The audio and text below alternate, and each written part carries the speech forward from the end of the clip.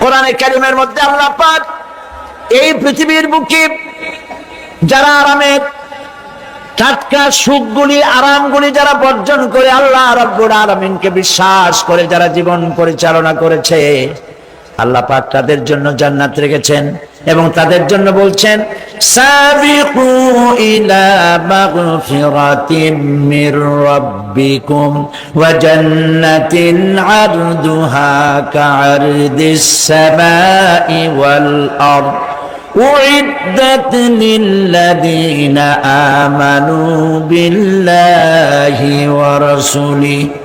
আল্লাহ পাক বলেন প্রতিযোগিতা করো আল্লাহর মাগফিরাত কামনার জন্য আর জান্নাতে যাওয়ার জন্য প্রতিযোগিতা করো, আল্লাহর রহমত পাওয়ার জন্য সৎ কাজের প্রতিযোগিতা করো, তাহলে আল্লাহ রাব্বুল আলামিন তোমাদেরকে ক্ষমা করবেন আর তোমাদের জন্য এমন জান্নাত দিবেন যেই জান্নাত আকাশের বিশালতার জমিনের বিশালতার মতো। এই বিরাট জান্নাত তোমাদেরকে দিবেন। এই জান্নাত চিরস্থায়ী সুখ এবং শান্তি জায়গা হবে। মাসালুল জান্নাতিল্লাতী উইদাল মুত্তাকুন ফিহা আনহারুম মিন মাইন গায়রি আসিলিন ওয়া আনহারুম মিন লাবানিন লাম ইয়াতাগায়্যার তা'আমুহু। আল্লাহ পাক বলছেন জান্নাত আল্লাহ পাক ওয়াদা করেছেন মুত্তাকীদের জন্য। আল্লাহ পাক জান্নাত দিবেন যে জান্নাতের ভেতরে রয়েছে মধুর প্রস্রবণ, রয়েছে দুধের প্রস্রবণ, রয়েছে সেখানে স্বচ্ছ পানীয় পানির প্রস্রবণ রয়েছে। এই সুন্দর জান্নাত ঝর্ণা ধারা আল্লাহ পাক সৃষ্টি করেছেন, বাগ বাগিচা দিয়ে ভরে রেখেছেন জান্নাত। সেই জান্নাতে জান্নাত হবে এয়ার কন্ডিশন, রৌদ্রের তাপ হবে না সেখানে, রৌদ্রের খরতাপ হবে না সেখানে, ঠান্ডার প্রচন্ডতা থাকবে না। কিরকম হবে জায়গাটা? আল্লাহ পাক বলছেন মুত্তাকিনা আলাল আরাইকি লা ইয়ারাউনা ফিহা শামসান ওয়ালা জামহারিরা ওয়াদানিয়াতান আলাইহিম যিলালুহা ওয়া দুল্লিলাত কুতুফুহা তাদলীলা। আল্লাহ পাক এমন জান্নাত রেখেছেন, সেই আল্লাহ পাক সেই জান্নাতের ভিতরে জান্নাতীরা ঠেস লাগায়া মুখোমুখি অবস্থায় তারা সেখানে বসবে, আর জান্নাতীদের মনের মধ্যে কোনো দুঃখ থাকবে না, পেরেশানি থাকবে না। পৃথিবীতে মানুষের দুঃখ থাকে, পেরেশানি থাকে, সেখানে কোনো দুঃখ আর পেরেশানি থাকবে না। সেই জায়গাটা হবে শীতাতপ নিয়ন্ত্রিত, না শীত না গরম, চির বসন্ত বিরাজ করবে। জান্নাতীরা সেখানে থাকবে। এই সুন্দর জান্নাত আল্লাহ পাক রেখেছেন মুত্তাকীদের জন্য। সুবহানাল্লাহ। কাফেরদের জন্য জান্নাত হবে, জাহান্নাম হবে চিরকাল। খালিদিনা ফিহা আবাদান, চিরকাল কাফেরেরা জাহান্নামে থাকবে। সর্বশেষ যে ব্যক্তি জাহান্নাম থেকে মুক্তি লাভ করবে তাকে আল্লাহ পাক বলবেন, ফেরেশতাদেরকে বলবেন, ও আমার ফেরেশতারা, আমার এই বান্দাকে জান্নাত এবং জাহান্নামের মাঝখানে রেখে দাও। জান্নাত এবং জাহান্নামের মাঝখানে লোকটি যখন থাকার জায়গা পাবে সে জান্নাতের দিকে তাকায়া দেখবে আর কাঁদতে থাকবে। আল্লাহ পাক জিজ্ঞেস করবেন, বান্দারে যুগের পর যুগ ধরে জাহান্নামে কেঁদেছো, আমি রব্বুল আলামিন জাহান্নাম মাফ করে দিয়া জান্নাত জাহান্নামের মাঝখানে রেখে দিয়েছি, আযাব থেকে তো বেঁচে গেছো, এখন কান্দো কেন? লোকটি বলবে, রব্বুল আলামিন কান্দি এই কারণে, জাহান্নাম থেকে মাফ করেছো, তোমার শুকরিয়া আদায় করি। জান্নাত তো আমার কপালে নাই, কিসমতে নাই, কিন্তু জান্নাত আমি এখান থেকে দেখতে পাচ্ছি। জান্নাতের সুঘ্রাণ আমার নাকে আসতেছে, কপালে নাই যাওয়ার। আমি কাঁদি এই জন্য, তুমি যদি মেহেরবানি করে আমাকে জান্নাতের দরজার কাছে একটু দাঁড় করায় দিতা, প্রাণ ভরে তোমার জান্নাতের দৃশ্যটা একটু দেখতাম। আল্লাহ পাক তার আরজি পূরণ করবেন, বলবেন যাও, ফেরেশতাদের বলবেন এর জান্নাতের দরজার কাছে দাঁড় করায় দাও। জান্নাতের দরজার কাছে দাঁড়িয়ে লোকটি আবার কান্না শুরু করবেন। আল্লাহ পাক প্রশ্ন করবেন, এবার কান্দো কেন? লোকটি বলবে রব্বুল আলামিন কান্দি এই কারণে জান্নাতের এই দরজায় দাঁড়ায়া, জান্নাতের অফুরন্ত নেয়ামত কিছুই ভালো করে দেখা যায় না, শুধু অল্প জায়গা দেখি। যদি তুমি আমারে দয়া করে জান্নাতের মাঝখানে দাঁড় করায় দিতা, চতুর্দিকে তাকায়া তাকায়া দেখা কলিজারে ঠান্ডা বানাইতাম। তবে আমি ওয়াদা করি জান্নাতের কোন নাজ নেয়ামত, কোন ফল আমি খাবো না, ধরবো না, সইব না। একটুখানি মেহেরবানি করে মাঝখানে দাঁড় করাইয়া দাও, জান্নারে ঠান্ডা করি।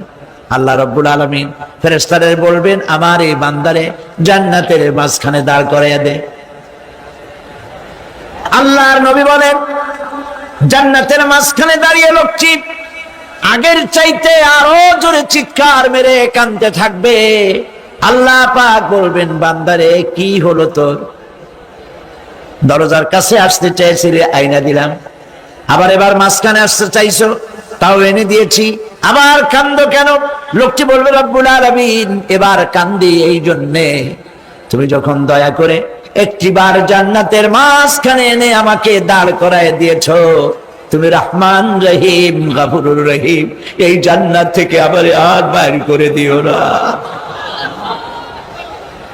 আল্লাহ রাব্বুল আলামিন বলবেন ও আমার বান্দারে, আমার এই জান্নাত তোর খুব পছন্দ হয়েছে নাকি?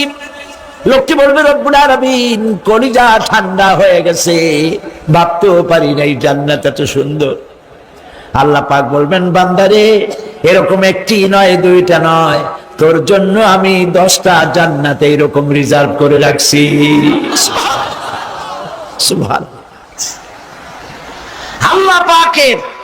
আল্লাহ পাককে ভয় করে পৃথিবীর সমস্ত পাপ থেকে যারা নিজেকে রক্ষা করবে আল্লাহ তাদের জন্য এই জান্নাত রেখে দিয়েছেন। সুবহানাল্লাহ।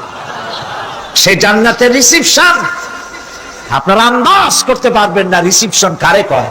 কি এর প্রধানমন্ত্রী আর প্রেসিডেন্ট, 4-5টা পুলিশ আর আর্মি এসে একটা ফাঁক করে সেলুট মারলো, বাস শেষ হয়ে গেল, এরকম না।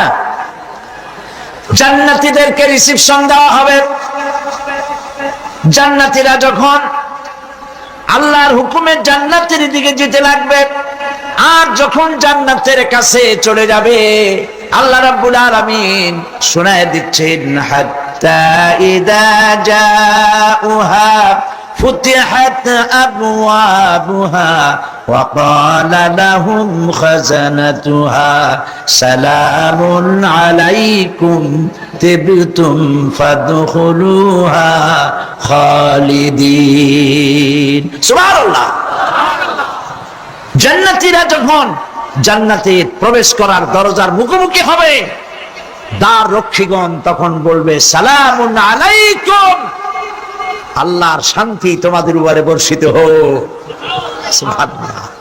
দুনিয়ার টাটকা টাটকা সুখগুলি 2 পা দিয়ে ঠেলে দিয়েছো, টাটকা সুখগুলি গ্রহণ করো নাই, হারাম খাও নাই, আল্লাহর দ্বীন কায়েমের জন্য রক্ত দিয়েছো, জীবন দিয়েছো, কষ্ট করেছো, আল্লাহকে ভয় করেছো।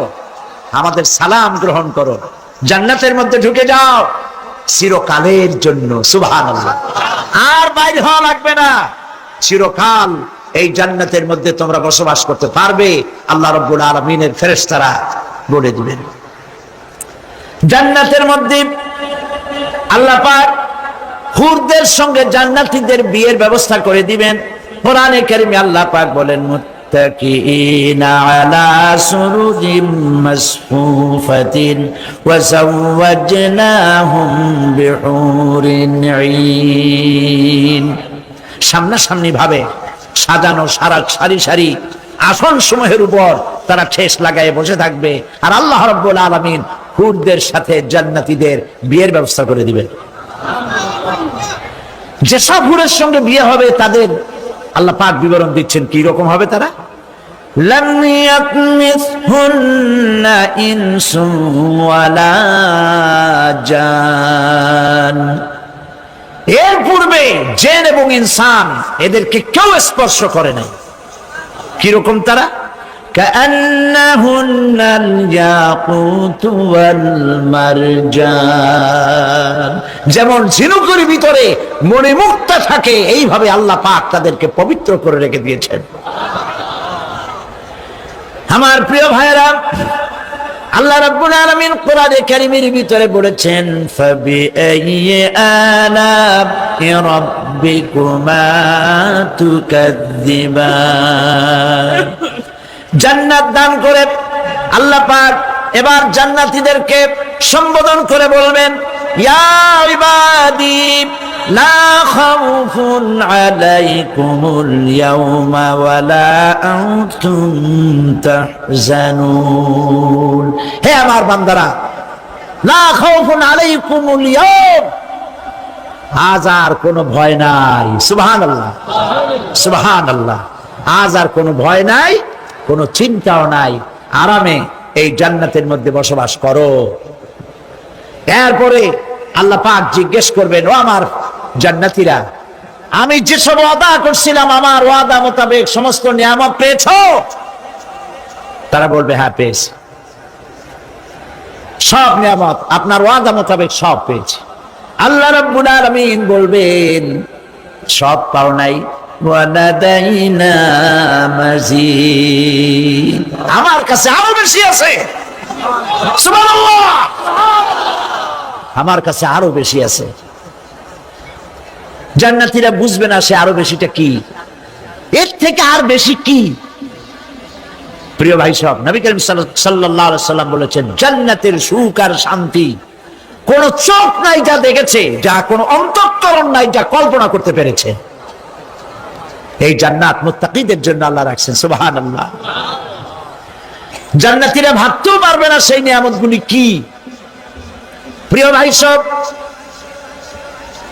সেই মুহূর্তে আল্লাহর নবী মুহাম্মদুর রাসূলুল্লাহ সাল্লাল্লাহু আলাইহি ওয়াসাল্লাম বলবেন, রব্বুল আলামিন, আমার উম্মতেরা জান্নাতীরা বুঝতে পারে নাই আপনার কাছে কি নিয়ামত আরো বেশি আছে। আমার এই উম্মতেরা জান্নাতীরা আপনার ওয়াদা মোতাবেক সব পেয়েছে, কিন্তু একটি জিনিস এখনো তাদের কিসমতে হয় নাই। সেই জিনিসটা হলো, যারা তার রবকে না দেখে শুধু কোরআন আর হাদিসের কথা শুনে আরবের ঘুম হারাম করে তাহাজ্জুদের নামাজ আদায় করেছিল, চোখের পানি ফেলেছিল, যারা জান্নাত দেখে নাই, জাহান্নাম দেখে নাই, আপনাকে ভয় করে যারা জীবন পরিচালনা করেছিল, যারা আপনাকে দেখে নাই, না দেখে শুধু কোরআন হাদিস বিশ্বাস করে যারা অকাতরে নিজেদের জীবন বিলায় দিয়েছিল, এই জান্নাতীরা এখন পর্যন্ত তার রবকে দেখতে পারে নাই। আল্লাহ রাব্বুল আলামিন তার সামনে থেকে ৭০,০০০ পর্দা সরে যাবে। আল্লাহ পাক বান্দাদের আরজি পুরা করার জন্য জান্নাতীদের সামনে তিনি জালোয়া ফরজ হবে। কোরআন শরীফের ভিতরে আল্লাহ পাক বলেন, জান্নাতীরা তারা আল্লাহর দিকে, জান্নাতীরা তার রবের দিকে তাকিয়ে থাকবে, আর রব তার বান্দাদের দিকে তাকায়া থাকবে। প্রাণ ভরে জান্নাতীরা রবকে দেখবে। সুবহানাল্লাহ, আল্লাহ পাককে দেখবে। প্রাণ খুলে আজ দোয়া করি, রব্বুল আলামিন, জান্নাতের যেই পরিবেশে, যেই জায়গায় তুমি দয়া করে তোমার গোলামদেরকে তুমি নিজেই দর্শন দিবে, দেখা দিবে। মনিব গো, ও আমাদের রব, আজ এই বিশাল জনসমুদ্র নিয়ে তোমার দরবারে আবেগ ভরা কণ্ঠে বলি, যে অনুষ্ঠানটি তুমি এমন মুবারক অনুষ্ঠান করবে যেখানে তুমি জান্নাতীদেরকে দেখা দিবে, ওই জান্নাতের কোনো একটি, ওই অনুষ্ঠানের কোনো একটি কোনায় কানায় আমাদেরকেও দাঁড় করাইয়া দেখান তো।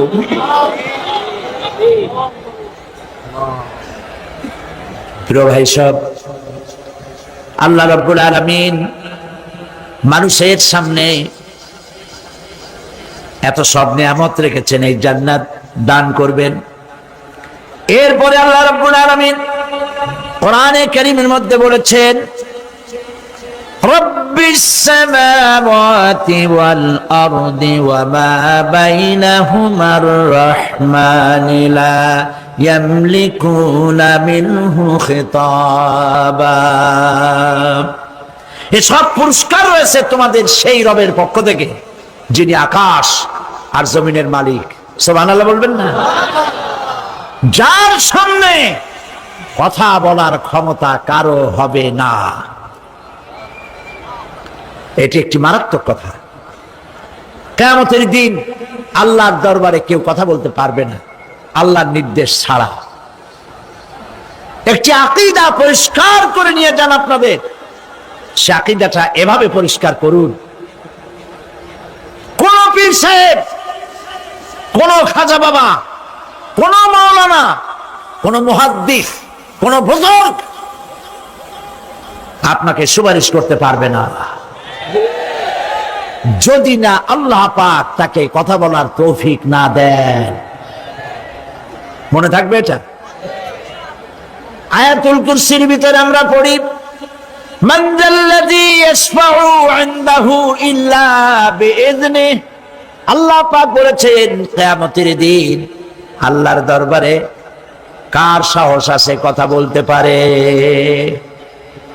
মান যাল্লাযী ইয়াশফাউ ইনদাহু ইল্লা বিইযনিহি। আল্লাহর ওয়ার্ডার ছাড়া, হুকুম ছাড়া আল্লাহর সামনে কথা বলার সেদিন কেউ থাকবে না। সুবহানাল্লাহ। কেউ কথা বলতে পারবে না। সুপারিশ করতে হবে আল্লাহ যারে বলেন তুমি করো, অমুকের জন্য করো, সেই ব্যক্তি শুধু তার জন্যই করতে পারবে, আর কেউ কথা বলতে পারবে না। সেই কঠিন হাসরের ময়দান, যেদিন শুধুমাত্র আল্লাহ পাক কথা বলবেন, আর যারে বলতে বলবেন সেই কেবলমাত্র বলতে পারবে। সুপারিশ এটি আল্লাহ পাক কিয়ামতে পারমিশন দিলে বলা যাবে। হযরত ইব্রাহিম আলাইহিস সালাম কিয়ামতের দিন তার নিজের পিতা সম্পর্কে সুপারিশ করবেন। রব্বুল আলামিন, আমার আব্বার জন্য সুপারিশ করতেছি, মেহেরবানি করে জাহান্নাম থেকে তারে আপনি রক্ষা করুন। আল্লাহ রব্বুল আলামিন বলবেন, ইব্রাহিম তোমার সুপারিশ মঞ্জুর হবে না। প্রিয় ভাই সব, একটু মাথা খাটান, চিন্তা করেন। জাতির পিতা কে? জাতির পিতা চিল্লায় বলুন, কলিজা সাফ করে ফেলুন। মুসলমানদের জাতির পিতা হাফিজ কেউ হতে পারে না।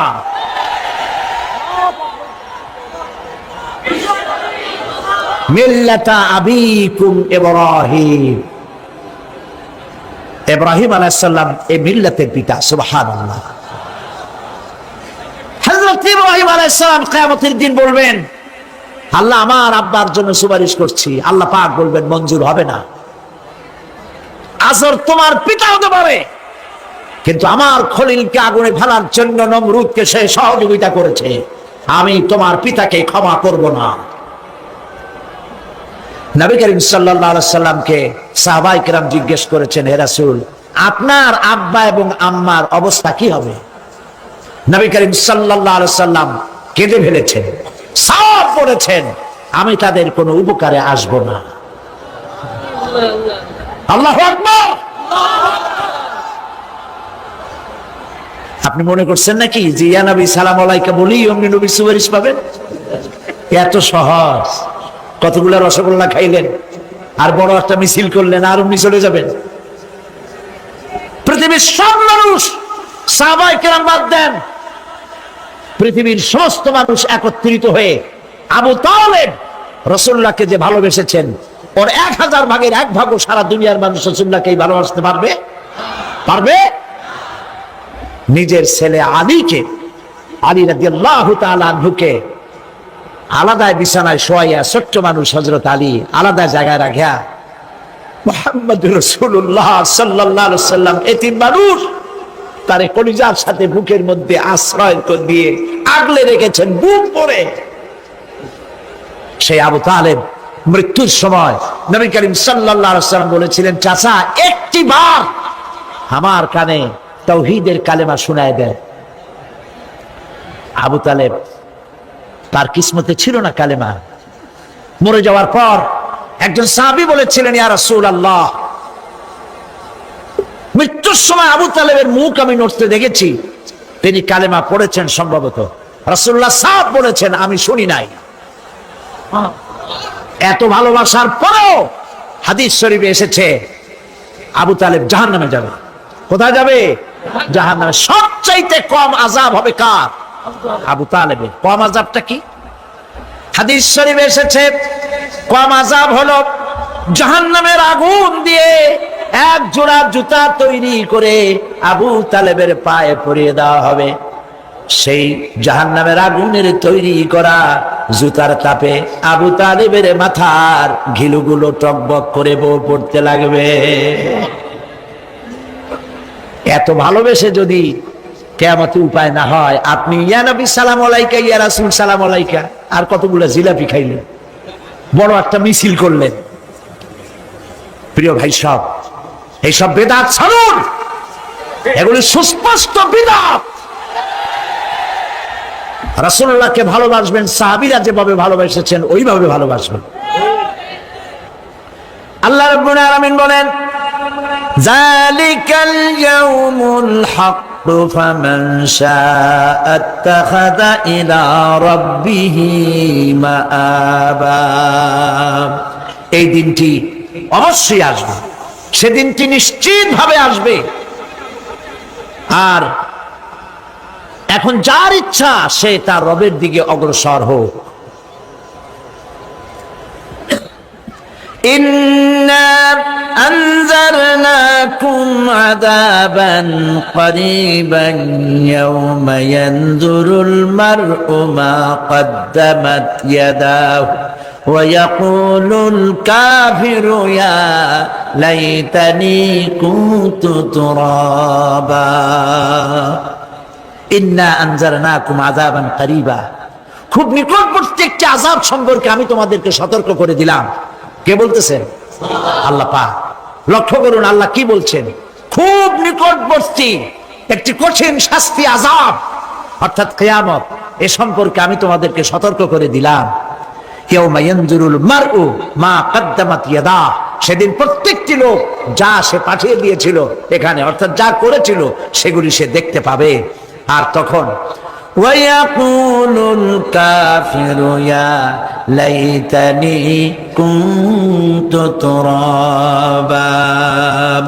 সেই কিয়ামতের ময়দানে অবস্থা দেখে কাফেররা বলবে, আহারে মানুষ না হইয়া যদি মাটি হইয়া যেতাম, যদি মাটি হতাম, যদি মানুষ না হয়ে না জন্মতাম, আজ এই হাসরের ময়দানে এইখানে এই বিচারের মুখোমুখি হতাম না, মাটি হইলে বরং অনেক ভালো হতো। এই পৃথিবীতে আমরা এসেছি, চলে যাব, যাওয়ার আগে এই কোরআন একটি বিশাল জনগোষ্ঠী এমন বানাতে চেয়েছে যে জনগোষ্ঠী এই কোরআন দিয়ে একটি বিশাল সমাজ গড়বে, রাষ্ট্র গড়বে, এমন রাষ্ট্র গড়বে যেই রাষ্ট্রে দুঃখ থাকবে না, অশান্তি থাকবে না, যেখানে সুখ থাকবে, সমৃদ্ধি থাকবে, আর কিয়ামতের দিন আল্লাহর জান্নাতে তারা চলে যাবে। তেমন একটি সমাজকে আমরা চাই। সবাই বলেন সেরকম একটি সমাজকে আমরা চাই। প্রিয় ভাই সব, কিয়ামতের দিন আমরা যেতে চাই জান্নাতে। কোথায় যেতে চাই বলেন? জোরে বলেন। এই জান্নাতে যাওয়ার জন্য দুইটা কাজ করতে হবে। কয়টা কাজ? আল্লাহ রাব্বুল আলামিন বলেন, ফামান কানা ইয়ারজু লিকাআ রাব্বিহি ফালইআমাল আমালান সালিহান ওয়া লা ইউশরিক বিইবাদাতি রাব্বিহি আহাদা।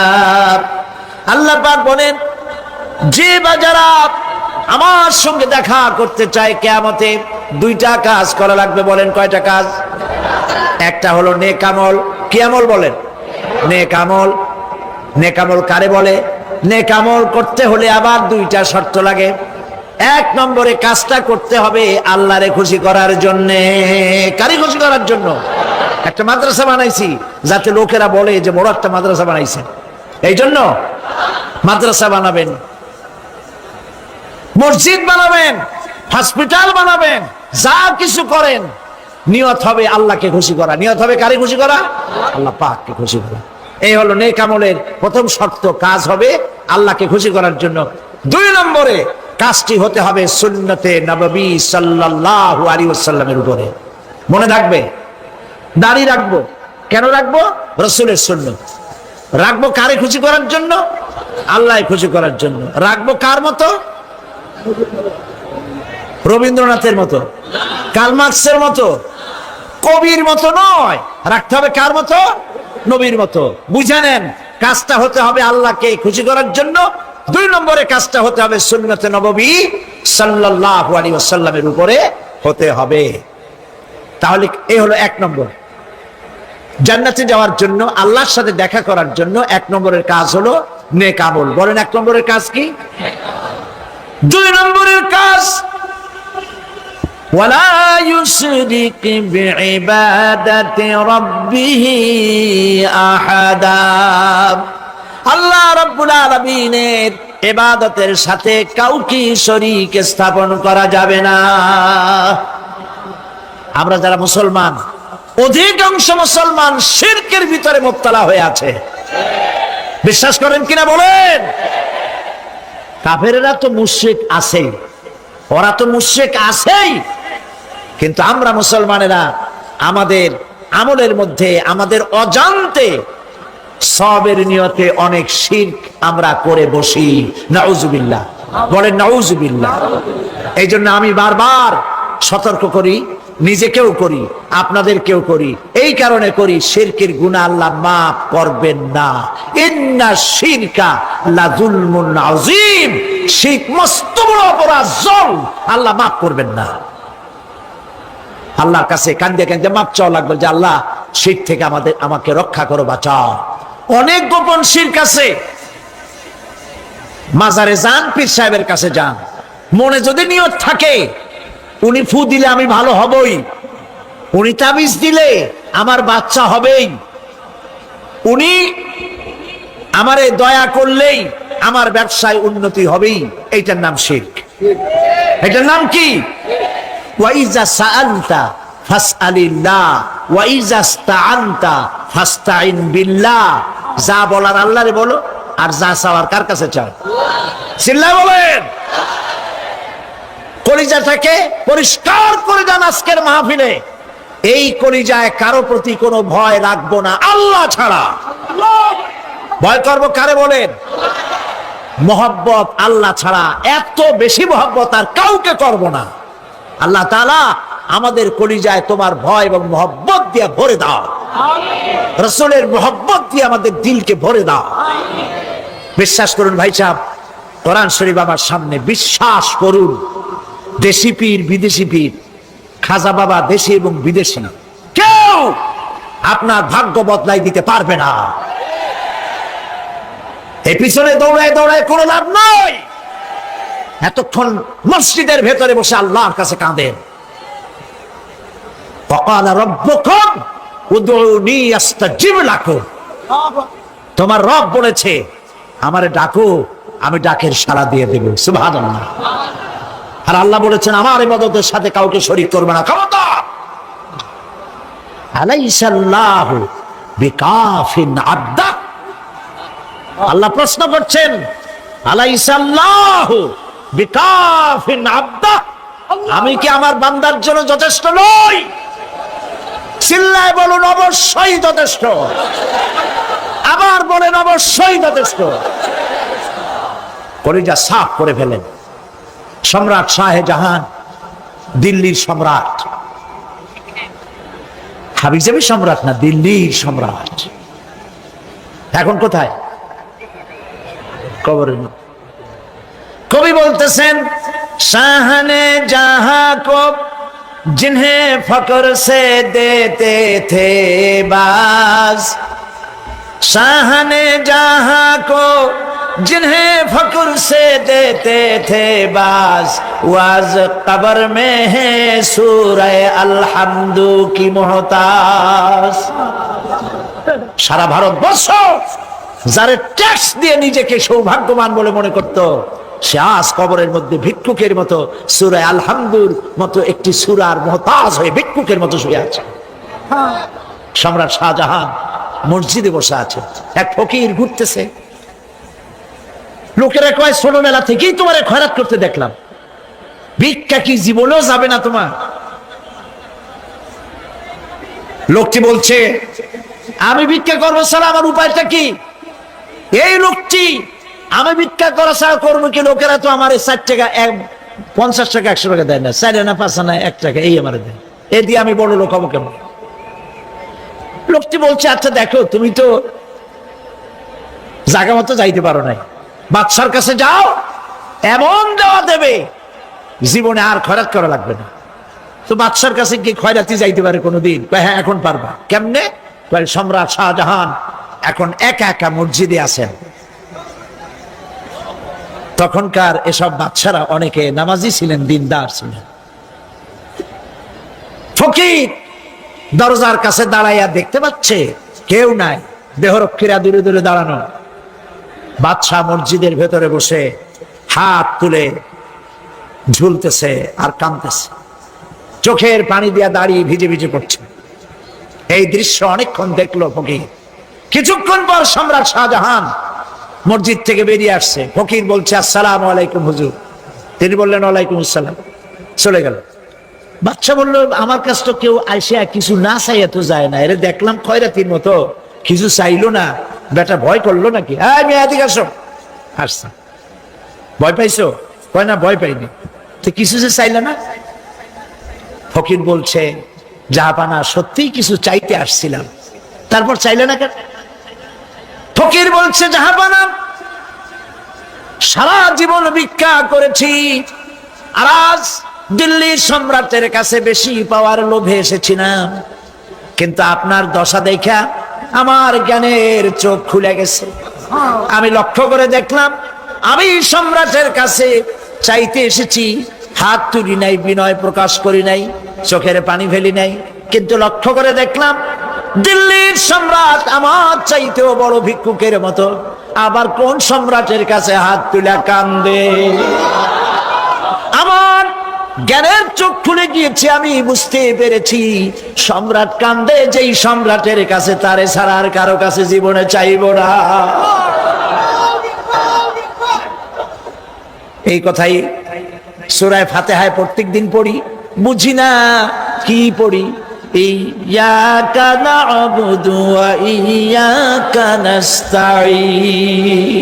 আয় আল্লাহ, একমাত্র তোমার গোলামি করি আর তোমার কাছে সাহায্য চাই, তুমি ছাড়া কারো কাছে সাহায্য চাই না।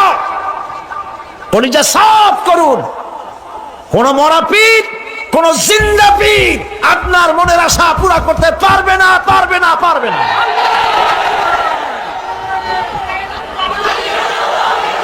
আর আজ থেকে কোন মাজারে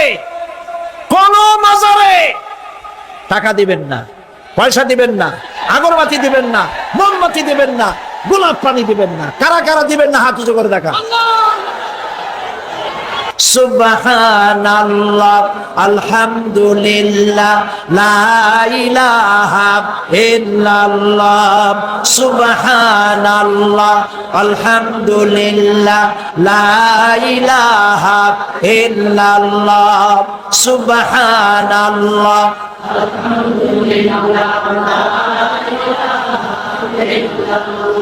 লা ইলাহা ইল্লাল্লাহ, মুহাম্মাদুর রাসূলুল্লাহ। আল্লাহুম্মা আমিন। রব্বানা যালামনা আনফুসানা ওয়া ইন লাম তাগফির লানা ওয়া তারহামনা লানাকুনান্না মিনাল খাসিরিন। রব্বুল আলামিন, তাম পৃথিবীর মাটির নিচে যত মুমিন মুমিনাত শুয়ে আছে, আল্লাহ কবরগুলি কি জান্নাতের টুকরা বানায়া দাও। আয় আল্লাহ তাআলা, এই মুহূর্তে মনে পড়ে গেল আমাদের মা বাপের কথা। রব্বুল আলামিন, আমাদের আব্বা জান কত বছর আগে দুনিয়া থেকে বিদায় হয়ে গেল, নাম ধরে আর কেউ ডাকে না। কত কষ্ট করেছে, ধান বিক্রি করে, সুপারি বিক্রি করে নিজের পেটে না দিয়া নিজের ভালো জামা না বানাইয়া আমাদের লেখাপড়া শিখাইছে, বাড়িঘর বানালো, আর একদিন তোমার যাকে সারা দিয়া চলে গেল। যুগের পরে যুগ চলে গেল, বাপের মুখ আর দেখি না। আল্লাহ তাআলা আমাদের আব্বাজান যাদের দুনিয়া থেকে বিদায় হয়ে গেছে, কবরটাকে বেহেশত বানায়। তুমি সম্রাটের সম্রাট, তুমি রাজাধিরাজ, তোমার মহব্বত ছাড়া কোনো মহব্বত যেন কলিজায় থাকে না মাবুদ। তোমাকে ছাড়া কাউকে যেন ভয় করি না মাবুদ। সারা জীবন শিরক আর বিদআত থেকে আমাদের তুমি বাঁচাও আল্লাহ। তোমার জাহান্নামকে আমরা ভয় পাই। আল্লাহুম্মা আজিরনা মিনান নার, আল্লাহুম্মা আজিরনা মিনান নার, আল্লাহুম্মা আজিরনা মিনান নার। রব্বানা তাকাব্বাল মিন্না ইন্নাকা আনতাস সামিউল আলিম ওয়া তুব আলাইনা ইন্নাকা আনতাত তাওয়াবুর রহিম। সুবহানা রাব্বিকা রাব্বিল ইজ্জাতি আম্মা ইয়াসিফুন ওয়া সালামুন আলাল মুরসালিন ওয়ালহামদুলিল্লাহি রাব্বিল আলামিন। ওয়াজআল আখিরা কালামিনা ইনদাল মাউতি লা ইলাহা ইল্লাল্লাহু মুহাম্মাদুর রাসূলুল্লাহ। আল্লাহ রাব্বুল আলামিনের কারবার উল্টা। যদি কোনো মানুষ গুনাহ করে, সেই গুনাহ থেকে যদি তওবা করে, চোখের পানি ফেলে যদি গুনাহ মাফ চায়, আল্লাহ বলেন শুধু গুনাহ মাফ করি না, গুনার খাতায় যে নাম থাকে ওই নামটাও আমি আল্লাহ মুছে ফেলে দেই। ওই নামটাও রাখি না, মুছে ফেলে দেই। সুবহানাল্লাহ। আল্লাহ হচ্ছেন রহমান রহিম। আল্লাহর কাছে যখন বান্দা কান্দে, গভীর রাত্রে, শেষ রাত্রে আল্লাহ রাব্বুল আলামিন প্রথম আকাশে আসেন। মুসলিম শরীফের হাদিস। প্রথম আকাশে এসে ডাকেন, ও আমার বান্দারা কে আছো? গুনাহ করে করে জীবন ভর্তি করে ফেলেছো, আমার কাছে কাঁদো। ঋণগ্রস্ত হয়েছো, ঋণ পরিশোধ করতে পারো না, আমারে বলো। কে আছো এমন জীবনটাকে বরবাদ করে ফেলেছো, অসুখ হয়েছে সারে না, আমাকে বলো। এভাবে আল্লাহ ডাকতে থাকেন। ওই সময় যে সমস্ত আল্লাহর বান্দারা আরামের ঘুমকে হারাম করে গভীর রাত্রে জেগে উযু করে তাহাজ্জুদের নামাজ আদায় করে রব্বুল আলামিনের দরবারে দুহাত তুলে কাঁদতে থাকে আর বলে, আল্লাহ যত গুনাহ করেছি আমার তো বেঁচে থাকার কথা না, তুমি বাঁচায় রাখছো। হাদিস শরীফে এসেছে, আল্লাহ বলেন, ও হাবিব, যখন একটা বুড়া মানুষ আমার কাছে হাত উঠায়, দাড়ি পাকা মানুষ, একজন দাড়ি পাকা বৃদ্ধ মানুষ যখন আমার কাছে হাত উত্তোলন করে, নবীজি বলেন ওই বুড়া মানুষটা যখন বলতে থাকে, আয় আল্লাহ রাব্বুল আলামিন, আমার এখন বয়স নাই, কামাই করতে পারি না, তাই ছেলে পেলেরা আমার চোখে দেখতে পারে না, বউর কাছে আমার কদর নাই, ছেলে পেলের কাছে আমার কদর নাই, ঘরে আমার জায়গা নাই, এখন আমি কামাই করতে পারি না, আমি এখন দাঁড়াতে পারি না, কোমর সোজা হয় না, পা চলে না, শুনতে পাই না, কান বন্ধ হয়ে গেছে, চোখে দেখি না, চোখের দর্শন শক্তিও নষ্ট হয়ে গেছে। রব্বুল আলামিন, পেছনে এত গুনাহ করেছি যে তোমার কাছে কিছু বলার মতো সাহস আমার নাই। এই বলে যখন বান্দা কান্দে, আল্লাহ রব্বুল আলামিন বলেন, এইভাবে বুড়া বান্দা যখন আমার দরবারে হাত তুলে কাঁদতে থাকে, তখন আমার শরম হয়, এই বুড়া মানুষটারে কেমনে আমি খালি হাতে ফিরাইয়া দেই। আমি খালি হাতে এই বুড়াটাকে ফিরাইতে পারি না।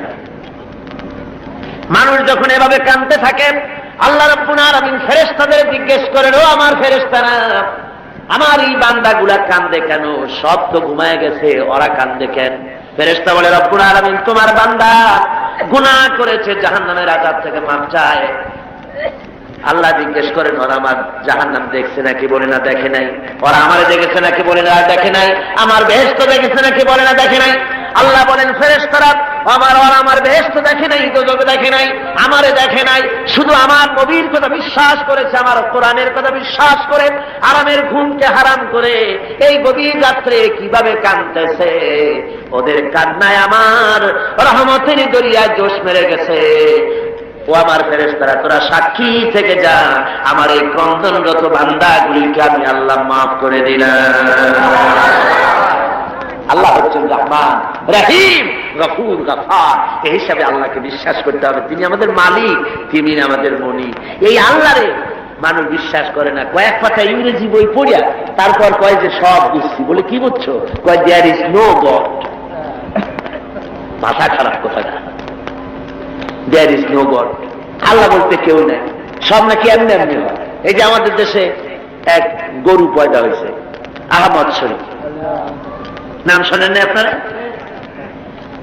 আমরা বলেছি যে এটা তো আহমদ শরীফ না, এটার নাম হচ্ছে আহমাক। আহমাক শরীফ, শরীফ শরীফ মানে ভদ্র, আর শরীফ মানে দুষ্ট, আর আহমক মানে বেকুব। ওর হচ্ছে বোকা, একদিকে বোকা আর একদিকে দুষ্ট। বোকা কেন? বোকা এই জন্য বেচারা ডক্টরের ডিগ্রি করেছে, বিশ্ববিদ্যালয়ের শিক্ষক, লেখাপড়া জানে, বিজ্ঞান ব্যক্তি, অথচ মালিক চেনে না। মালিক চেনে, কিন্তু আমাদের দেশে গরুতেও মালিক চেনে। গরুতে মালিক চেনে না। বিলের মধ্যে, পোলার মধ্যে রাতের বেলা যাইয়া আপনি ডাক দেন আপনার গরুরে, যেখানে থাকুক আপনার কাছে ছুটে আসবে, ঠিক কিনা কর? বাড়িতে যদি গরু তো কিছুটা ভদ্র, কুত্তা, এই কুকুর আপনার বাড়িতে যদি শিকারী কুকুর থাকে, রাত্রিবেলায় যদি আপনার বাড়িতে আর একজন যাইয়ে ওঠে আর যদি কাশি দেয়, তাহলে তাকে তাড়াইয়া নদী পার করে ছাড়বে না কর? আর আপনি গত রাত্রে যান, আওয়াজ দেওয়া লাগবে না, শুধু একটা কাশি দেবেন, কুকুর এসে আপনার পায়ে ল্যাজ গুলাবে, মুখ ঘষবে, ঠিক কিনা? হ্যাঁ রে, আল্লাহ কুত্তায়ও মালিক চেনে। আহমদ শরীফ এমন গরু, এমন কুকুরের চাইতো নিকৃষ্ট, মালিকরে চিনল না। জোরে কন্যা হুজুরিল্লাহ। এমন কপাল পোড়া। যেই লেখাপড়া শিখলে পরে স্রষ্টাকে চেনা যায় না, ওই বিদ্যা 4 পয়সা মূল্য নাই। আছে মূল্য? মূল্য। আল্লাহ রাব্বুল আলামিনকে বুড়ো আঙ্গুল দেখায়। আল্লাহ আবার এগুলোর কিছু কয় টয় না। পিঁপড়ায় যদি হাতিরে দেখে কয় যে কত বড় একখান হাতি হয়েছে, এই বলে যদি পিঁপড়া হাতিরে নিন্দা মন্দ করে, হাতি কি তেড়ে আসে নাকি? পিঁপড়াকে তাড়াত করে? করেন। মানুষ তো আল্লাহর কাছে মানুষগুলো কি? কিছুই না, পিঁপড়ার চাইতো ছোট। কিসের বড়াই মানুষে? আল্লাহ বলছেন ওয়াল্লাহুল গানিয়্যু ওয়া আনতুমুল ফুকারা, তোমরা সব ফকিরের গোষ্ঠী আর বেনিয়াজ, বেপরোয়া কেবলমাত্র আল্লাহ সুবহানাহু ওয়া তাআলা। পড়েন সবাই, কুল হুয়াল্লাহু আহাদ আল্লাহুস সামাদ লাম ইয়ালিদ ওয়া লাম ইউলাদ ওয়া লাম ইয়াকুল লাহু কুফুয়ান আহাদ। কুল হুয়াল্লাহু আহাদ, বলুন আল্লাহ এক এবং একক, নিরঙ্কুশ, বেনিয়াজ, তিনি কারো মুখাপেক্ষী নন। তাকে কেউ জন্ম দেয়নি, তিনিও কাউকে জন্ম দেন নাই। আকাশ আর জমিনে আল্লাহর সমকক্ষ কেউ নাই। জোরে বলেন সুবহানাল্লাহ। প্রচন্ড ক্ষমতার মালিক। রাতকে দিন বানাতে পারেন, সাগরকে নগর করতে পারেন, নগরকে সাগর বানায় দিতে পারেন, ফকিরকে ধরে প্রেসিডেন্ট বানায় দিতে পারেন, আবার কোটিপতিকে ভিক্ষুকে পরিণত করে দিতে পারেন। যে প্রেসিডেন্ট দেখা যায় গলা থেকে শুরু করে পা পর্যন্ত ফুলের মালা দিয়া বোঝাই, সম্মানের কোনো অভাব নাই। আবার ফুলের মালার পরিবর্তে জুতার মালা পরাইয়া জেলখানার মধ্যে ঢুকাই দিতে পারেন আল্লাহ রাব্বুল আলামিন। পারে কিনা? জোরে কোন পারে কিনা? প্রচন্ড ক্ষমতার মালিক তিনি। সব দেখেন, সব শোনেন। অবশ্য রাতের বেলায় দেখেন না নাকি? আল্লাহ কি ঘুমায়? জোরে কোন আল্লাহ ঘুমান? লা তাখুযুহু সিনাতুন ওয়ালা নাওম, তার কোনো ঘুম নাই, তন্দ্রাও নাই, সব তিনি দেখেন এবং শোনেন।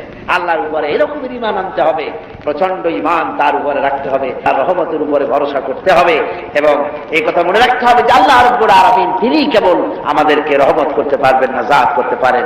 ঈমান আনতে হবে আল্লাহর উপরে। আল্লাহর উপরে ঈমান আনার অর্থই হলো আল্লাহর হুকুম মানা, আল্লাহর আইন মানা, আল্লাহর বিধান মানা, আল্লাহর শাসন মানা।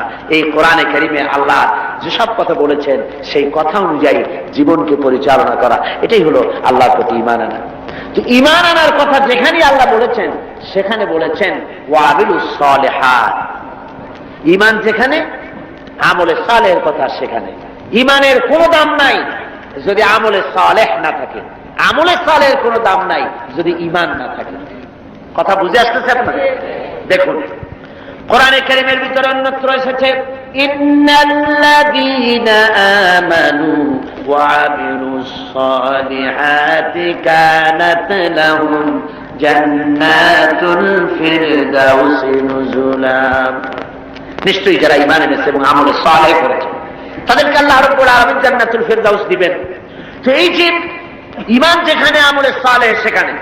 আমলে সালেহ না হলে, অর্থাৎ নেক কাজ, সৎ কাজ না হলে ঈমানের দাম নাই। এজন্য আমি দৃষ্টান্ত দিতে গিয়ে বলি, ঈমান হলো একটা এক, ওয়ান, ওয়াহিদ, এক, একটা ফিগার। ঈমান হলো এক, আর আমলে সালেহ নেক কাজ হলো শূন্য। নেক কাজগুলি কি? কথা বলেন না কেন? নেক কাজগুলি কি? শূন্য। এখন দাম কার বেশি, একের বেশি না শূন্যের বেশি? অনেকে বলে, কয় যে না শূন্যের দাম বেশি। বলে কিরকম? কয় যে একের সামনে শূন্য বসলো তো একের দাম বেড়ে গেল, 1-10 হয়ে গেল, আর একটা শূন্য দিলে 1-100 হয়ে গেল, কাজে শূন্যের দাম বেশি। আমি বলি, আপনার থিওরি যদি ঠিক হয় তাহলে শূন্য বসাইতে থাকেন যতদিন পারে। তো বসাইলো, একক, দশক, শতক, সহস্র, অযুত, নিযুত, কোটি, লক্ষ, পদ্ম, খর্ব, মহাখর্ব, নিখর্ব, এরকম করে করে জনমের মতো শূন্য বসাই দিল। আমি বললাম, আপনার এখন একের দাম, আপনার এই শূন্যের দাম তো বেশি বললেন, আমি আমার এক উঠে পকেটে ছুঁয়ে দিলাম, দেখি আপনার শূন্যের দাম কত হয়। শূন্যের আর দাম থাকবে? কোন দাম থাকবে না। শূন্যের মূল্য হয় একের কারণে। শূন্যের মূল্য হয় কিসের কারণে? একের কারণে। এক আছে বলে শূন্যের দাম বেশি, আর যদি এক না থাকে শূন্যের কোনো দাম নাই। সুতরাং এক ঈমান, আর শূন্য হচ্ছে ভালো কাজ। ঈমান আছে, একটা ভালো কাজ করেছেন 10 হয়ে গেল, আরেকটা ভালো কাজ করলেন 100 হলো, আরেকটা ভালো কাজ করলেন 1000 হলো। এ হলো আপনার চিন্তায় 1000 হয়েছে, কিন্তু আল্লাহর খাতায় অনেক বেশি হয়ে গেছে। কত হয়েছে? অনেক বেশি। কিরকম?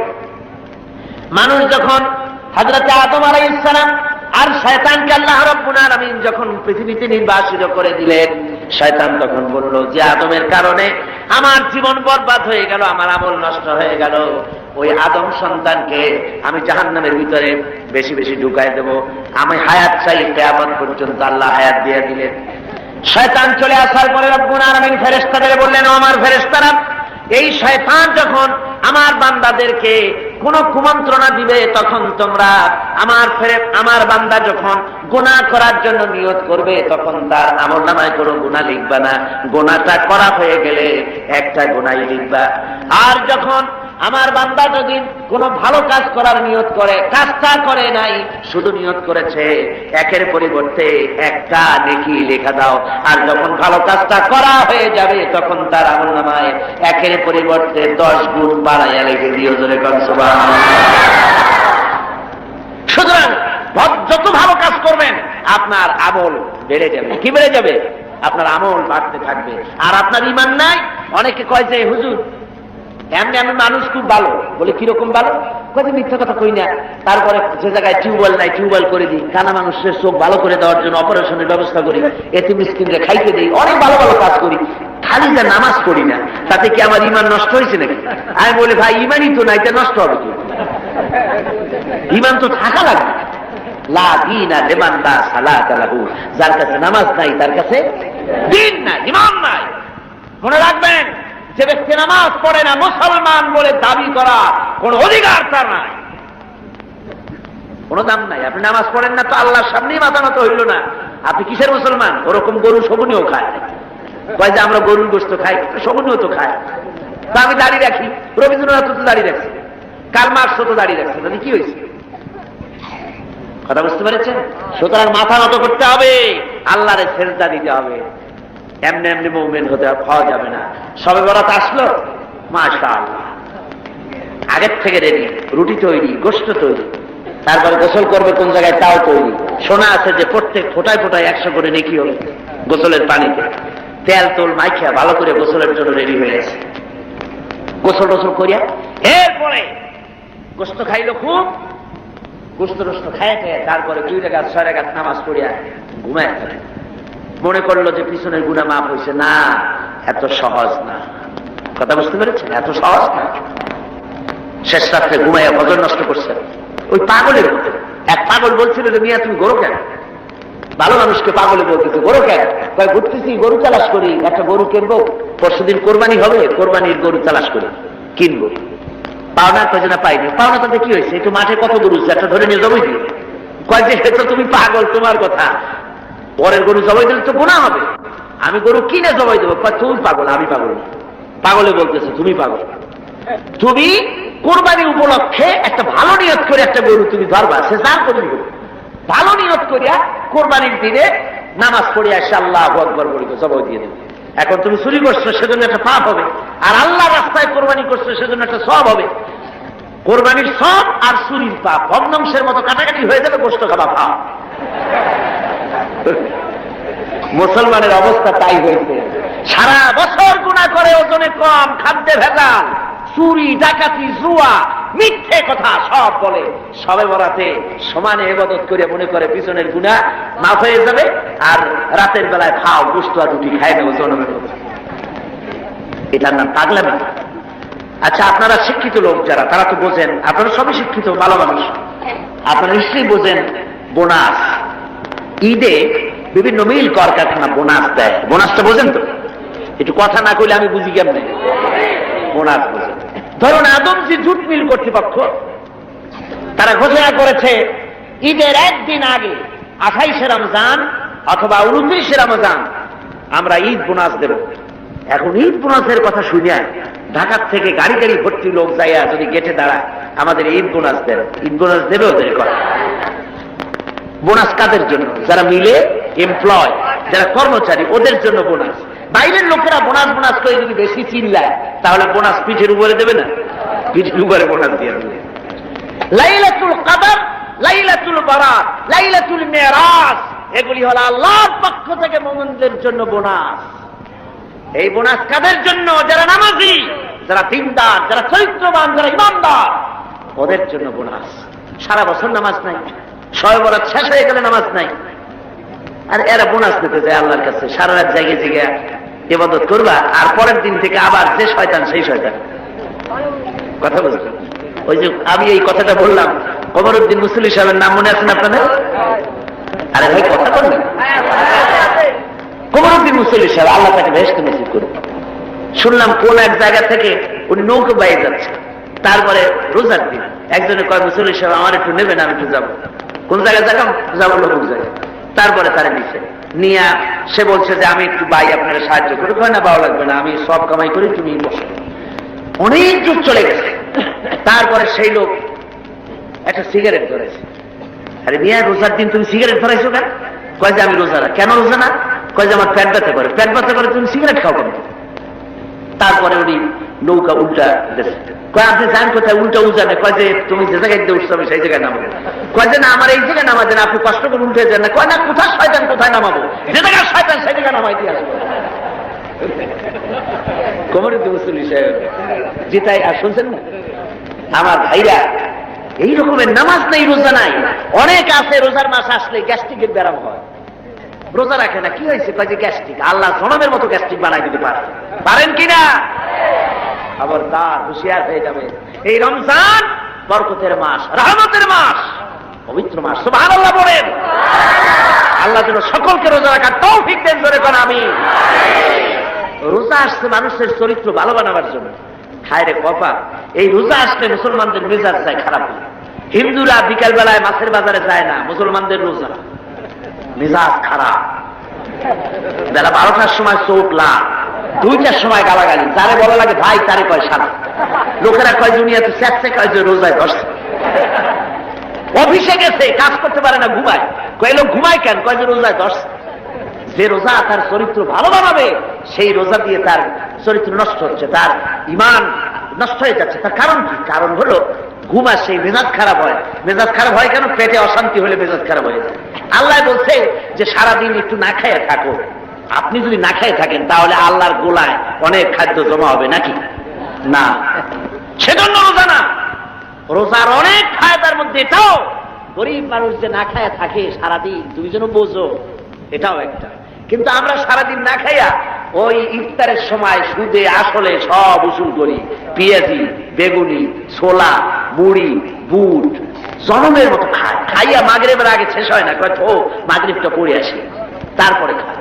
এমন খাওয়া খায়, খাইয়া তারপরে ডাক্তারের কাছে গেছে, কয় যে ডাক্তার সাহেব আমি তো আর শ্বাস করতে পারিনি। কেন? কয় যে খাইছি বেশি, সবে বরাত তো খুব বেশি খেয়ে ফেলাইছি। কয় 2টা ট্যাবলেট খাও আর 1 গ্লাস পানি।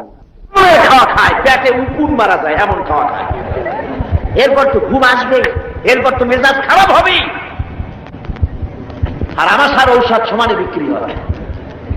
আমার বন্ধুগণ, এই যে অবস্থা, এই অবস্থার জন্য আমরা আমাদের দায়ী হতে হবে। এই পবিত্র রজনী আল্লাহ পাক বোনাস স্বরূপ দিয়েছেন দিনদার, ইমানদার, পরেজগার তাদের জন্য, যারা জীবনকে তৈরি করবে ওদের জন্য এই রাত দিয়েছেন। এই রাতকে বেশি বেশি ইবাদত করে জীবনকে পরিশুদ্ধ করতে হবে, আমলে সালেহ করতে হবে, নেক কাজ বেশি বেশি করতে হবে। নেক কাজ কারে কয় সেই ব্যাখ্যাটা সংক্ষেপে দিয়ে দিই। নেক কাজ, আল্লাহ রাব্বুল আলামিন বলেন, আল্লাযী খালাকাল মাউতা ওয়াল হায়াতা লিয়াবলুয়াকুম আইয়ুকুম আহসানু আমালা। আল্লাহ পাক বলছেন, আমি মৃত্যু এবং জীবনকে সৃষ্টি করেছি এই জন্য যে তোমাদের মধ্যে আমলের দিক থেকে কে উন্নত সেটা যাচাই করার জন্য। এখন আমলে আহসানে আমল, উন্নত আমল কি তার ব্যাখ্যা কি? উন্নত আমলের জন্য দুইটা শর্ত। উন্নত আমলের জন্য কয়টা শর্ত? ভালো করে বোঝেন আর শোনেন। উন্নত আমলের জন্য দুটি শর্ত। একটি শর্ত হচ্ছে আমলটা হতে হবে আল্লাহ রেজামন্দির জন্য, আল্লাহকে খুশি করার জন্য আমলটা হতে হবে। দুই নম্বর শর্ত হচ্ছে আমলটা হতে হবে সুন্নতে নববীর উপরে, রাসূল পাক যেভাবে কাজটি সম্পাদন করেছেন তার উপরে হতে হবে, তাহলে এটা হবে আহসানে আমল। আপনি নামাজটা কেমনে পড়বেন? আপনার পীর সাহেব যেমন পড়েন ওই রকম, আপনার মাওলানা সাহেব যেমন পড়েন ওই রকম, আপনার মুহাদ্দিস সাহেব ওই রকম না। আমার নামাজ পড়তে হবে, রাসূল পাক সাল্লাল্লাহু আলাইহি ওয়াসাল্লাম বলেছেন, সাল্লু কামা রাআইতুমুনি উসাল্লি, নামাজ পড়ো সেইভাবে যেভাবে আমাকে পড়তে দেখো। সুবহানাল্লাহ। রাসূল হচ্ছেন মডেল, সব ব্যাপারে আদর্শ। জনাবে মুহাম্মদ রাসূলুল্লাহ সাল্লাল্লাহু আলাইহি ওয়াসাল্লাম, তার অনুকরণ অনুসরণ জীবনের সব ক্ষেত্রে করতে হবে। তাহলেই প্রত্যেকটি কাজ আহসানে আমল হবে, উন্নত মানের কাজ হবে। যদি সত্যিকারের আমরা সে আমলটাকে আল্লাহকে খুশি করার জন্য করি, তাহলে বুঝতে হবে প্রথম কাজ ঈমান, দুই নম্বরে নেক কাজ। দুই নম্বরে কি? নেক কাজ। যদি ঈমান না থাকে আর অনেক ভালো ভালো কাজ আপনি করেছেন, তাহলে হবে 0 + 0 + 0 সমান কত হবে? 0ই।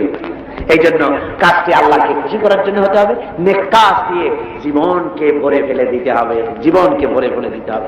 3 নম্বরের যে কথাটি জীবন সফল হওয়ার জন্য তা হচ্ছে ইল্লাল্লাযীনা আমানু ওয়া আমিলুস সালিহাতি ওয়া তাওয়াসাউ বিল হাক্কি ওয়া তাওয়াসাউ বিস সাবর। ঈমান, আমলে সালেহ, আর 3 নম্বরের কাজ হলো হকের দাওয়াত দেওয়া। 3 নম্বরের কাজ কি? বলুন, 3 নম্বরের কাজ কি? হকের দাওয়াত। হক কি? ইসলাম। হক কি? জোরে বলুন, হক কি? ইসলামের দাওয়াত দিতে হবে। ইসলামের দাওয়াত দিতে হবে, ঘরে ঘরে পৌঁছে দিতে হবে ইসলামের দাওয়াত। মানুষকে বুঝাতে হবে ইসলাম ছাড়া উপায় নেই। ইসলাম হচ্ছে এক কমপ্লিট কোড অফ লাইফ, মুকাম্মাল নিজামে হায়াত, একটি পরিপূর্ণ জীবন ব্যবস্থা যার মধ্যে আছে অর্থনীতি, সমাজনীতি, রাজনীতি, সব আছে। কোরআন শরীফে আছে না অর্থনীতি, রাজনীতি আছে না? আমাদের দেশে কথা উঠেছে যে ধর্মনিরপেক্ষতা অবলম্বন করতে হবে, ধর্ম আর রাজনীতি আলাদা। এ ধরনের কথা শহরে বন্দরে হয়, মানুরি পাড়ার মতো এই প্রত্যন্ত অঞ্চলে সব জায়গায় এসব কথা বোধহয় বলা হয় না। বলা হয় ধর্ম আর রাজনীতি আলাদা বলে। আমার ভাইরা মনে রাখবেন, ধর্ম নিরপেক্ষ মতবাদ এটি একটি কুফরি মতবাদ। যারা বলে এটি কি মতবাদ? দুনিয়ার সব আলিম, সব মুহাদ্দিস, সমস্ত মুফাসসির একমত, ধর্ম নিরপেক্ষ মতবাদ হচ্ছে কুফরি মতবাদ। যেহেতু আল্লাহর কথার সাথে সম্পূর্ণ কন্ট্রাডিক্টরি কথা, সাংঘর্ষিক। আল্লাহ বলছেন, ইয়া আইয়ুহাল্লাযীনা আমানু আতিউল্লাহ ওয়া আতিউর রাসূল ওয়া উলিল আমরি মিনকুম। ও বিশ্বাসীরা, তোমরা যারা আমার উপর ঈমান এনেছো, আল্লাহর পরে আল্লাহর আনুগত্য করো এবং রাসূলের আনুগত্য করো। কোন ক্ষেত্রে আনুগত্য করো? সকল ক্ষেত্রে। কিন্তু ধর্ম নিরপেক্ষবাদী যারা, তারা বলে যে ধর্ম ব্যক্তিগত ব্যাপার, ধর্ম ব্যক্তিগত ব্যাপার, জীবনের সব ক্ষেত্রে ধর্ম পালন করা যাবে না, এই কথাই তারা বলে। অর্থনীতিতে, সমাজনীতিতে, রাজনীতিতে ধর্ম পালন করা যাবে না, ধর্ম ব্যক্তিগত ব্যাপার। তাহলে কোরআনের আয়াতের সাথে সাংঘর্ষিক হলো না? যদি বলেন সাংঘর্ষিক হলো না? এই জন্য ধর্ম নিরপেক্ষ মতবাদ হচ্ছে একটি কুফরি মতবাদ। যারা বলে ধর্ম নিরপেক্ষ মতবাদ দিয়ে সংখ্যালঘুদেরকে নিরাপত্তা বিধান করার জন্যই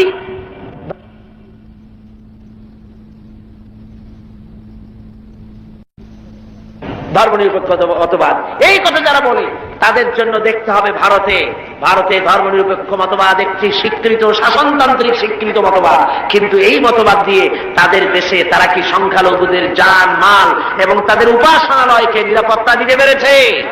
জোরে বলেন, পেরেছে? ধর্মনিরপেক্ষ মতবাদ আরেকবার প্রমাণ করে দিল যে এটা কোনো মানুষের জন্য সঠিক মতবাদ হতে পারে না। ওরা বাবরি মসজিদ ভেঙেছে।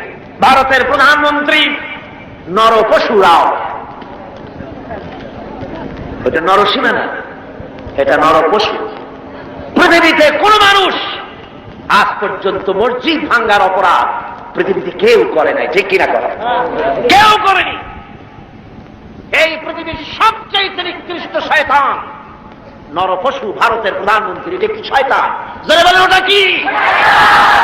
এই শয়তানটি বিজেপি দিয়ে মসজিদ ভাঙাইছে। বাবরি মসজিদের উপরে যখন শাবল এবং কোদাল চলতেছিল, সিএনএন কেবল নিউজ নেটওয়ার্কের মাধ্যমে যখন আমরা এই দৃশ্য দেখেছি, আমার তো মনে হচ্ছিল যে এই শাবলগুলি মসজিদের উপরে পড়ছে না, বরং পৃথিবীর 125 কোটি মুসলমানের কলিজার উপরে পড়তেছে। মুসলমানদের কলিজা ভেঙে চুরে ওরা টুকরা টুকরা করে দিচ্ছে। মসজিদ ভাঙা হয়, এরপর সে মুসলমানের কলিজায় আগুন জ্বলে না, ওইটা কি মুসলমান? ওইটা কি মুসলমান? মুসলমান। ভারতের মুসলমানেরা তারা রাস্তায় নেমেছে, নিরস্ত্র প্রতিবাদ করতে রাস্তায় নেমেছে। নরপশু পুলিশেরা এই মুসলমানদেরকে গুলি করে পাখির মতো শিকার করেছে। যখন মসজিদ ভাঙা হয়, পুলিশেরা রাইফেল নিয়ে নীরব হয়ে নীরব দর্শকের ভূমিকা পালন করে, একটা ফাঁকা গুলিও করে না। অথচ মুসলমান গুলি মেরেছে, একটা দুইটা না, হাজার হাজার মুসলমান মেরেছে। এ পর্যন্ত শত শত মসজিদ ভেঙে তারা টুকরা টুকরা করে ফেলেছে।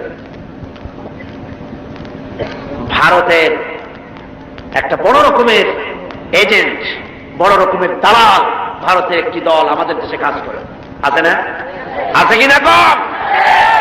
ভারতের এই গোলামেরা বাংলাদেশ পার্লামেন্টে যখন ভারতের এই কাজের প্রতিবাদ আর নিন্দা জানাচ্ছিল, সেই গোলাম দলটি যদি 5 ভাগ বলেছে মসজিদ ভাঙার কথা, 95 ভাগ বলেছে ভারতের স্বার্থের কথা। জোরে কর নাউযুবিল্লাহ। ওরা মসজিদ ভেঙেছে, টুকরা টুকরা করে দিয়েছে। আমরা মসজিদ ভাঙার প্রতিশোধ নিতে গিয়ে বাংলাদেশে কোনো মন্দির ভাঙতে পারি না, ঠিক কিনা? যারা বলেন ঠিক কিনা? মন্দির ভাঙা যাবে না। যদি কেউ মন্দির ভেঙে থাকে কোথাও, নিশ্চয়ই সব অপরাধ করেছে। আমরা ইসলামের প্রতিশোধের নীতিতে বিশ্বাসী নয়। অপরাধ করেছে ভারতীয় হিন্দুরা, সেজন্য বাংলাদেশের হিন্দুরা দায়ী নয়। ভারতের বাবরি মসজিদ ভাঙার ব্যাপারে বাংলাদেশে বসবাসরত নাগরিক হিন্দুরা কিছুতেই দায়ী নয়, ঠিক কিনা? একথা মনে রাখতে হবে। তবে ভারতকে এর মাসুল দিতে হবে, এর মাসুল দিতে হবে, কোনো সন্দেহ নাই। ভারত, তাকে মনে রাখতে হবে, ভারত রাশিয়ার চাইতে শক্তিশালী নয়।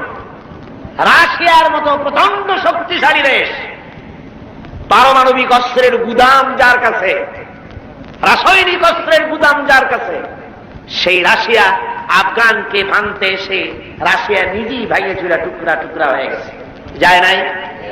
আজকে পবিত্র লাইলাতুল বারাত, আপনারা বিশ্বাস করুন, নরপশুরাও ভারতের বাবরি মসজিদকে যেভাবে ভেঙেছে, মসজিদের ইটগুলো যেভাবে টুকরা টুকরা করেছে, গোটা ভারত ইতিহাসে থেকে, মানচিত্র থেকে, পৃথিবীর মানচিত্র থেকে টুকরা টুকরা হয়ে বুঝে যাবে ইনশাআল্লাহ।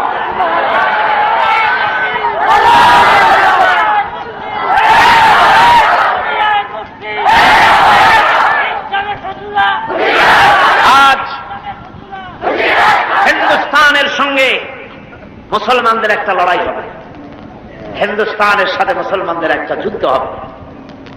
এটা আমার কথা নয়, এটা বলেছেন বিশ্বনবী জনাবে মুহাম্মদ রাসূলুল্লাহ সাল্লাল্লাহু আলাইহি ওয়াসাল্লাম। ইবনে মাজাহ শরীফের হাদিস। হযরত আবু হুরায়রা রাদিয়াল্লাহু তাআলা আনহু হচ্ছেন এর রাবী। হযরত আবু হুরায়রা তিনি বলছেন, রাসূল পাক সাল্লাল্লাহু আলাইহি ওয়াসাল্লাম বলেছেন, দুই শ্রেণীর লোক কিয়ামতে জাহান্নাম থেকে মুক্ত বলে ঘোষিত হবে। এক শ্রেণী হচ্ছে ওরা যারা ঈসা আলাইহিস সালামের সাথে থেকে দাজ্জালের বিরুদ্ধে যারা লড়াই করে শাহাদাত বরণ করবে, কিয়ামতের দিন আল্লাহ পাক তাদেরকে জাহান্নাম থেকে মুক্ত বলে ঘোষণা করবেন। দ্বিতীয় শ্রেণী রাসূলুল্লাহ বলছেন হিন্দুস্তানের সঙ্গে একটা জিহাদ হবে, ওই জিহাদে যারা শহীদ হবে কিয়ামতের দিন আল্লাহ পাক তাদেরকে জাহান্নাম থেকে মুক্ত বলে ঘোষণা করবেন। হযরত আবু হুরায়রা বলেছেন, এই হাদিস বর্ণনা করে তিনি বলেছেন, আল্লাহ যদি আমাকে সেই পর্যন্ত বাঁচায় রাখেন তাহলে হিন্দুস্তানের ওই লড়াইতে শরীক হয়ে আমি যদি শহীদ হতে পারি তাহলে কিয়ামতের দিন জাহান্নাম থেকে আমিও মুক্ত বলে আল্লাহর কাছে ঘোষিত হতে পারবো এবং মুক্ত হয়ে আমি মুক্তভাবে বিচরণ করতে পারবো। এই আশা তিনি পোষণ করে দুনিয়া থেকে বিদায় গ্রহণ করেছেন। সেই জিহাদ আজও হয়নি, ইতিহাস তা প্রমাণ করে না। জিহাদ একটা হবে ভারতের সাথে।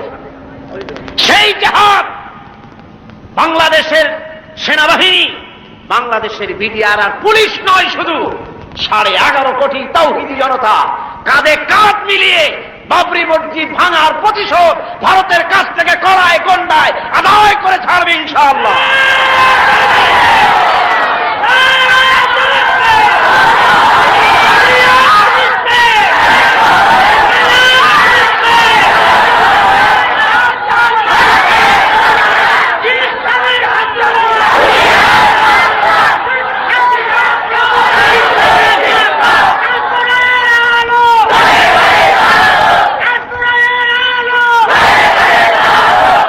কথা মনে রাখতে হবে, আল্লাহ পাক মুমিনদের সাথে থাকেন।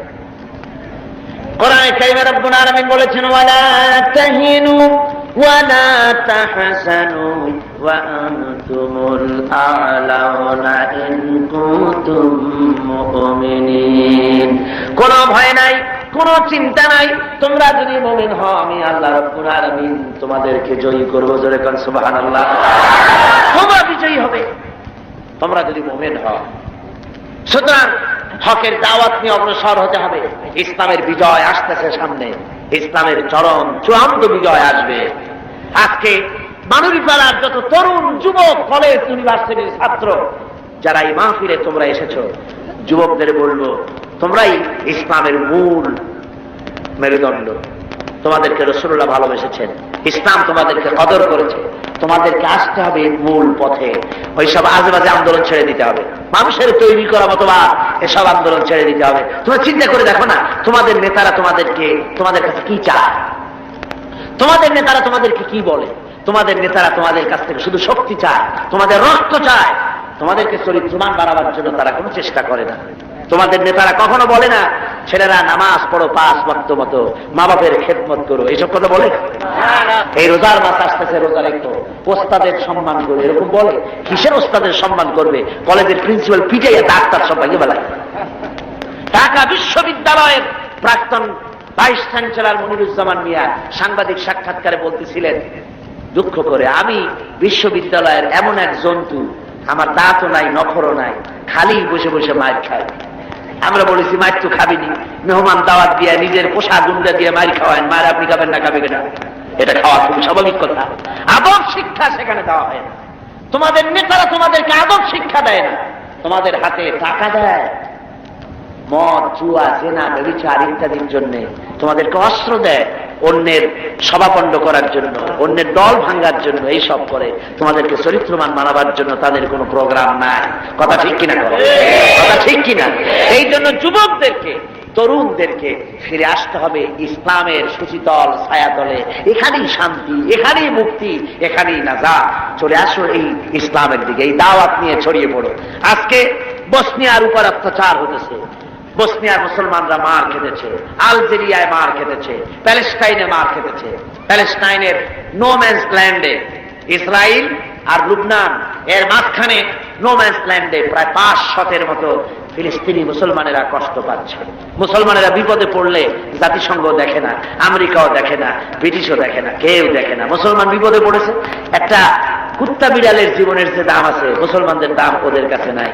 এইভাবে হেয় প্রতিপন্ন তারা করতেছে। আজ ভারতে মুসলমান নির্যাতিত, কাশ্মীরে নির্যাতিত, বার্মায় নির্যাতিত, সব জায়গায় মুসলমানদের উপর নির্যাতন চলছে। এই নির্যাতনের পরই ইসলাম প্রতিষ্ঠিত হবে ইনশাআল্লাহ। কোনটা প্রতিষ্ঠিত হবে? ইসলাম প্রতিষ্ঠিত হবে। সেজন্য এই দাওয়াত নিয়ে ঘরে ঘরে পৌঁছে যেতে হবে, ইসলামী আন্দোলনের শরীক হতে হবে। কিন্তু ইসলামী আন্দোলনের শরীক হওয়ার ব্যাপারে অনেকে আবার কয় কি, কয় যে হুজুর কোন ইসলামে যাবো, করেন ইসলামের এত দল, কোনটায় যাবো, সেই জন্য কোনটায় যাই না। কি বলেন, বলেন এরকম? কোনটায় যাই না, কোনটায় যাবো, বহুত দল। আমি বলি ভাই, এটা হলো একটা চালাকি জবাব, এটা একটা চালাকি জবাব। আপনি যখন অসুখ হয় তো ডাক্তারের কাছে যান। বাজারে কি ডাক্তার একজন আছে না কয়েকজন আছে? হোমিওপ্যাথি ডাক্তার আছে, অ্যালোপ্যাথি ডাক্তার আছে, আয়ুর্বেদিক ডাক্তার আছে।